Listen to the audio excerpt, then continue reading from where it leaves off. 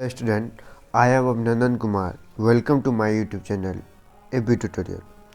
दोस्तों, आज हमने साइंस का केमिस्ट्री पार्ट का पीरियोडिक टेबल लेकर आया हूँ। पीरियोडिक टेबल से आपके एग्जाम में 5 से 7 क्वेश्चन पूछे जाते हैं। आज हम सभी क्वेश्चन का डिस्कशन करेंगे और इसी डिस्कशन में आप लोगों को याद कर लेना है।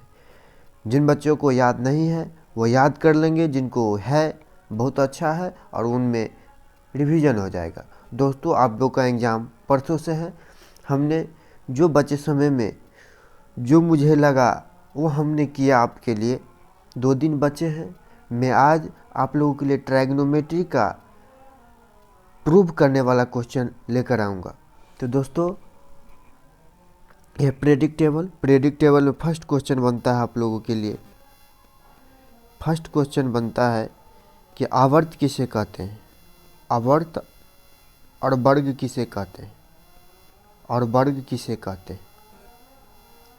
तो स्टूडेंट, ये सोए हुए लाइन देख रहे हो, ये वाला लाइन, ये वाला, ठीक है, ये इसी को आवर्त कहते हैं। क्षैतिज कतार को आपको पूछेगा किसको आवर्त कहते हैं, तो क्षैतिज कतार को आवर्त कहते हैं। क्षैतिज हॉरिजॉन्टल लाइन सोए हुए लाइन को कहते हैं हम लोग। ये लाइन देख रहे हो, क्षैतिज कतार, इसको कहते हैं क्षैतिज कतार। क्षैतिज कतार को आवर्त कहते हैं। क्षैतिज कतार को आवर्त कहते हैं। तो आवर्त की संख्या कितनी है? आवर्त की संख्या, आवर्त की मोस्टली का जो आवर्त सारणी है उसमें आवर्त 7 है और मेंडलीफ का आवर्त है उसमें भी 7 है। आवर्त की संख्या में चेंजिंग नहीं हुई है, जबकि वर्ग की संख्या में दोनों में चेंजिंग हुई है। मेंडलीफ के आवर्त सारणी में देख रहे हैं, यही वर्ग है, इसी को वर्ग कहते हैं। उदर्ग स्तंभ को वर्ग कहा जाता है। उदर्ग स्तंभ को ये देख रहे हैं 1 से लेकर 18 तक, मतलब इसमें 18 वर्ग है। ठीक है, तो ध्यान रखना है आप लोगों को कि आधुनिक आवर्त सारणी में वर्ग की संख्या 18 होती है, जबकि 18 होती है, जबकि मेंडलीफ का आवर्त सारणी में वर्ग की संख्या 8 है। मेंडलीफ के आवर्त सारणी में वर्ग की संख्या 8 है। अब दोस्तों, मेंडलीफ आवर्त सारणी और आधुनिक आवर्त सारणी में क्या अंतर है, इसको समझिए। पहला अंतर ये समझ लिए कि मेंडलीफ का आवर्त सारणी में आवर्त की संख्या 7 और आधुनिक आवर्त सारणी में आवर्त की संख्या 7, दोनों में सेम है, लेकिन दोनों की वर्ग की संख्या अलग अलग होती है। ठीक है, आधुनिक आवर्त सारणी में वर्गों की संख्या 18, जबकि मेंडलीफ के आवर्त सारणी में आवर्तों की संख्या 8 होती है। और मेंडलीफ का आवर्त सारणी जो है सो परमाणु द्रव्यमान पर आधारित था। परमाणु द्रव्यमान पर आधारित था। मेंडलीफ का आवर्त सारणी जो था एटॉमिक मास पर, परमाणु द्रव्यमान पर आधारित था। परमाणु द्रव्यमान पर आधारित था, जबकि आधुनिक आवर्त सारणी परमाणु संख्या पर आधारित है। आधुनिक आवर्त सारणी परमाणु संख्या पर, परमाणु संख्या, ध्यान रखना, परमाणु संख्या। अगर आपको मेंडलीफ का आवर्त सारणी और परमाणु का आधुनिक आवर्त सारणी का अंतर पूछ दे तो ये 4-5 अंतर आप लिख सकते हो, जो कि 2 से 3 नंबर में आप लोग को आ सकता है। तो दोस्तों, इस पूरे आवर्त सारणी को पढ़ने की दृष्टि से 4 ब्लॉक S, P, D और F ब्लॉक में बांटा गया है। तो देख रहे हैं ये दोनों वर्ग है, ये दोनों वर्ग जो है,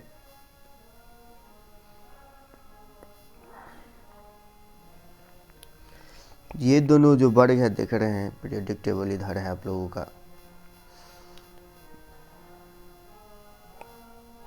हाँ, ये दोनों वर्ग देख रहे हैं, वर्ग 1 और 2। वर्ग 1 और 2 को हम लोग कहते हैं क्या?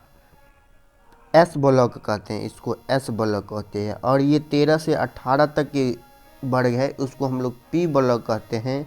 और ये 3 से लेकर 12 तक के वर्ग हैं, उसको हम लोग D ब्लॉक कहते हैं। और नीचे वाला ये 2 ब्लॉक है, उसको हम लोग F ब्लॉक कहते हैं। तो एस ब्लॉक से क्वेश्चन देखिए क्या बनता है। एस ब्लॉक का फर्स्ट वर्ग है उसको हम लोग कहते हैं एल्काइली मेटल, हिंदी में कहते हैं क्षार धातु, क्षार धातु, ठीक है, क्षार धातु। इसमें जितने हैं hydrogen, lithium, sodium, potassium, rubidium, caesium, francium, सारा का सारा क्या है, एक क्षार धातु है। इससे क्वेश्चन बनता है कि सोडियम को बोलेगा इनमें से किन को चाकू से काटा जाता है, तो सोडियम को चाकू से काटा जाता है। सोडियम को केरोसिन तेल में डुबो कर रखा जाता है। क्वेश्चन 2 नंबर में आ जाएगी कि सोडियम को केरोसिन तेल में डुबो कर क्यों रखा जाता है। तो सोडियम अत्यंत अभिक्रियाशील धातु होती है जो किसी भी खुले में रहने पर या हवा से या ऑक्सीजन से अभिक्रिया करके वह जल जाएगी, इसीलिए इसको केरोसिन तेल में डुबोकर रखा जाता है। सोडियम और potassium, sodium potassium, lithium sodium potassium सबको चाकू से काटा जा सकता है। ध्यान रखिएगा चाकू से किसको किसको, लिथियम सोडियम पोटेशियम को चाकू से काटा जा सकता है। लेकिन आपके एग्जाम में सोडियम पूछेगा, Na सोडियम को कहते हैं, Na कहते हैं सोडियम को, सोडियम का लैटिन नाम होता है, ठीक है। सोडियम का परमाणु संख्या याद रखना 11 पूछता है, सोडियम का परमाणु संख्या 11।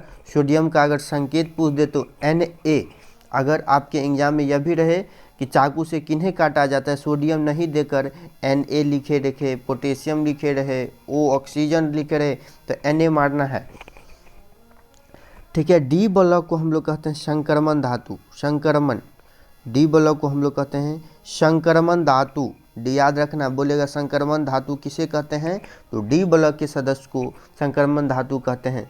फिर कहेगा ऐसा कौन सा ब्लॉक है जिसमें धातु, उपधातु तथा धातु, अधातु तथा उपधातु तीनों हो, तो पी ब्लॉक में धातु, उपधातु तथा अधातु तीनों होती है। जबकि एस ब्लॉक में केवल और केवल धातु होती है, केवल हाइड्रोजन को छोड़कर, हाइड्रोजन अपवाद है, ठीक है।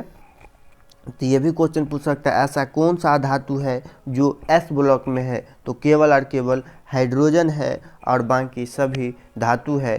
पी ब्लॉक का सभी सदस्य धातु, अधातु तथा उपधातु है। उपधातु पूछ देगा इनमें से उपधातु कौन है, तो उपधातु देखिए boron, silicon, germanium, arsenic, antimony, टेलिनियम, polonium, ठीक है। इतना आप लोग का उपधातु है, याद रखिएगा। 17 ग्रुप को हम लोग कहते हैं, 17 वाले ग्रुप को हम लोग कहते हैं हैलोजन ग्रुप, 17 वाले ग्रुप को हम लोग कहते हैं हैलोजन ग्रुप। यह ग्रुप देख रहे हैं 17, ये 17 इसको कहते हैं हम लोग हैलोजन ग्रुप, हैलोजन ग्रुप कहते हैं, हैलोजन ग्रुप कहते हैं। 17वां ग्रुप को हाइड्रोजन, जैसे fluorine, chlorine, bromine, iodine, antimony, ये हो गया हैलोजन ग्रुप। और ये उत्कृष्ट या निष्क्रिय गैस किसे कहते हैं, निष्क्रिय गैस किसे कहते हैं, तो 18वां वाले ग्रुप को निष्क्रिय गैस कहते हैं, ठीक है। यही helium, neon, argon, krypton, xenon, radon, ठीक है। आप लोगों को ध्यान रखना है। तो चलो हम लोग क्वेश्चन करते हैं। आप लोग इस पर कुछ क्वेश्चन हम बनाए हुए हैं जो आपके एग्जाम में आता है, ठीक है। सारे को रट लेना है। आधुनिक आवर्त सारणी में पहला क्वेश्चन है, आधुनिक आवर्त सारणी में आवर्त की संख्या कितनी है, तो अभी भी बताएं आधुनिक आवर्त सारणी में आवर्त की संख्या 7 होती है। मेंडलीफ के आवर्त सारणी में भी आवर्त की संख्या सेम ही होती है। आधुनिक आवर्त सारणी में वर्ग की संख्या कितनी है, आधुनिक आवर्त सारणी में वर्ग की संख्या 18 है। आधुनिक आवर्त सारणी में वर्ग की संख्या 18 है, जबकि मेंडलीफ के आवर्त सारणी में आवर्त की संख्या 8 है। मेंडलीफ के आवर्त सारणी में आवर्त की संख्या 8, याद रख लेना है। मेंडलीफ के आवर्त सारणी में वर्गों की संख्या वही 8 है।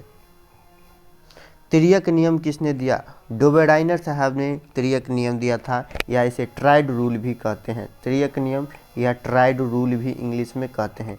यह तिर्यक नियम क्या होता है, बोला है कि किसी भी तीन तत्व को अगर रखेंगे तो दोनों, अगर लिथियम, सोडियम और पोटेशियम है, तो इन्होंने कहे थे कि दोनों दोनों तीन तत्व का समूह में दोनों साइड वाले तत्व के परमाणु द्रव्यमान का औसत इस बीच वाले के बराबर होगा। इसलिए याद रखना है लिथियम सोडियम पोटेशियम, Li से लिथियम, Na से सोडियम, K से पोटेशियम। तो बोलेगा तिर्यक नियम किसने दिया? तो डोबेराइनर साहब ने दिया। ठीक है, न्यूलैंडस क्या किए थे? तो न्यूलैंडस दिए थे आपको ऑक्टेट रूल। ठीक है, ऑक्टेट रूल न्यूलैंडस बोलेगा। ऑक्टेट रूल किसने दिए? तो ऑक्टेट रूल आपको न्यूलैंडस ने दिए। तिर्यक नियम डोबेराइनर ने दिए। मोस्टली आधुनिक आवर्त सारणी बताए डाल्टन। तो आपको तत्व का खोज किए थे, तत्व के बारे में बताए थे। ठीक है, क्या अविभाज्य है।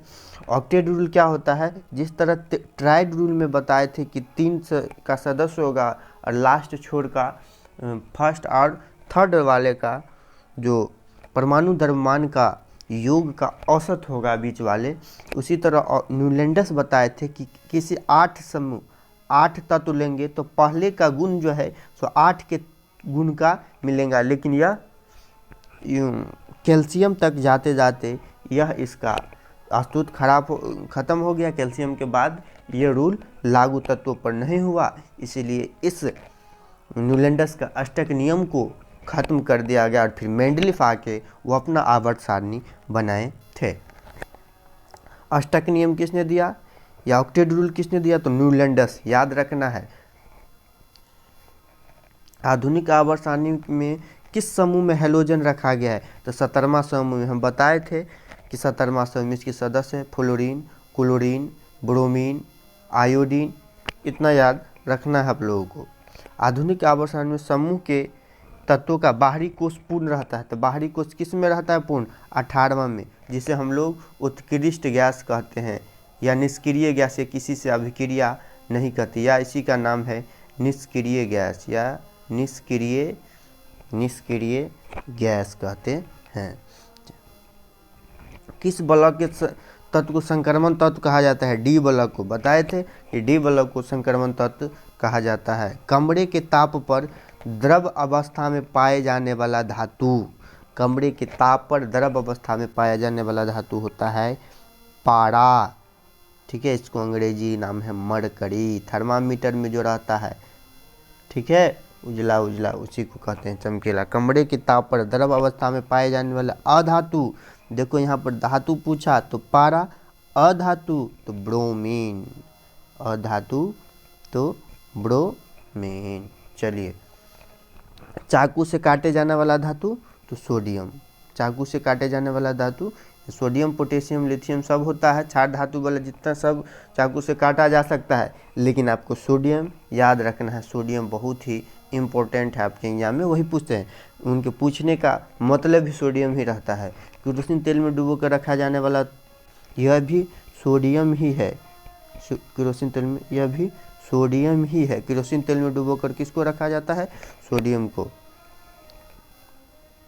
तो चलिए दोस्तों, हमने पीरियोडिक टेबल का लगभग सारा क्वेश्चन ले लिए हैं।